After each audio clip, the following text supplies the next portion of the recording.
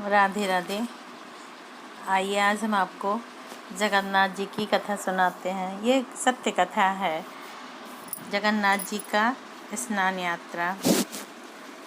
कथा का टाइटल है जगन्नाथपुरी में स्नान यात्रा 2023 में 4 जून को आयोजित की जाएगी।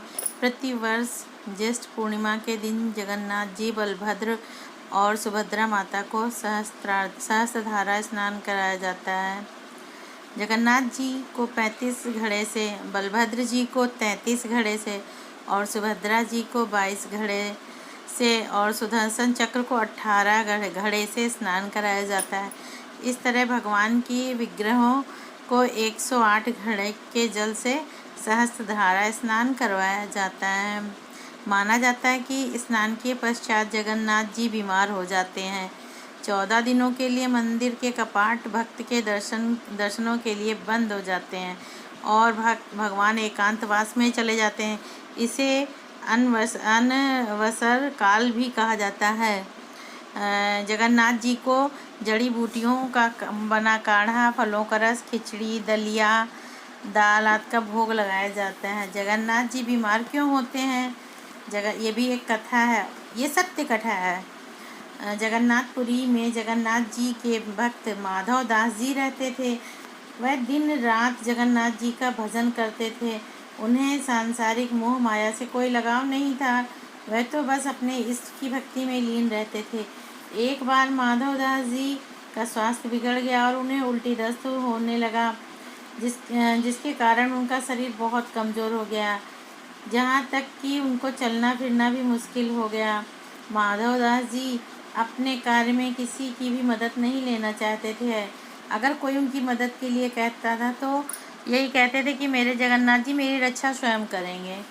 लेकिन माधव दास जी की तबीयत में कोई सुधार नहीं आया और देखते देखते कुछ ही समय में उनकी तबीयत और बिगड़ गई। उनका पूरा शरीर इतना कमज़ोर हो गया, वह मलमूत्र भी वस्त्रों में ही त्यागने लगे।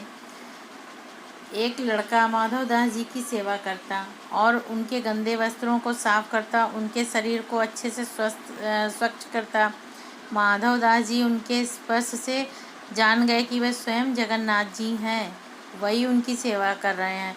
वह जगन्नाथ जी से प्रार्थना करने लगे, हे प्रभु, आप मेरी इतनी सेवा कर रहे हो, उससे तो अच्छा है कि आप मेरा कष्ट ही दूर कर दो। फिर प्रभु आपको मेरी न सेवा करनी पड़ेगी और ना आपको परेशान होना पड़ेगा। जगन्नाथ जी कहने लगे कि तुम मेरे भक्त हो और मुझसे अपने भक्तों का कष्ट कभी नहीं देखा जाता, इसलिए मैं तुम्हारी सेवा करने आया। लेकिन माधव, हर व्यक्ति को अपने प्रारब्ध का, अपने किए हुए पूर्व जन्मों के कर्मों को उसे भोगना ही पड़ता है। अगर तुम इस जन्म में नहीं काटोगे तो तुमको फिर अगले जन्म के लिए भी रखना पड़ेगा और फिर अगले जन्म में ये सहना पड़ेगा। मैं नहीं चाहता कि तुमको अपने प्रारब्ध की वजह से एक और जन्म लेना पड़े और एक बार और जन्म मृत्यु में फंसना पड़े, इसलिए मैं स्वयं ही तुम्हारी सेवा कर रहा हूँ। लेकिन मैं अपने भक्तों की बात टाल नहीं सकता। तुम्हारे प्रारब्ध का 15 दिनों का रोग अभी और बचा है। तुम्हारा 15 दिनों का रोग मैं स्वयं अपने ऊपर ले लेता हूँ। इस तरह माधव जी तो सही हो गए। इस तरह जगन्नाथ जी अपने भक्त का 15 दिनों का रोग स्वयं ले लिया। तब से भगवान जगन्नाथ जी आज तक 15 दिनों तक बीमार रहते हैं।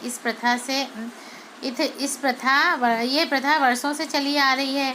जगन्नाथ जी को ज्येष्ठ पूर्णिमा के दिन स्नान करवाया जाता है, जिसे स्नान यात्रा भी कहा जाता है। स्नान यात्रा के दिन जगन्नाथ जी के गजानन वेश या हाथी का वेश के दर्शन होते हैं। तो बोलो जगन्नाथ भगवान की जय, मेरे ठाकुर की जय। मेरा ठाकुर बहुत दयालु है, वो अपने भक्तों पर कुछ भी कष्ट नहीं आने देता। सिर्फ उन पे विश्वास आस्था रखो। बोलो जगन्नाथ भगवान की जय। राधे राधे।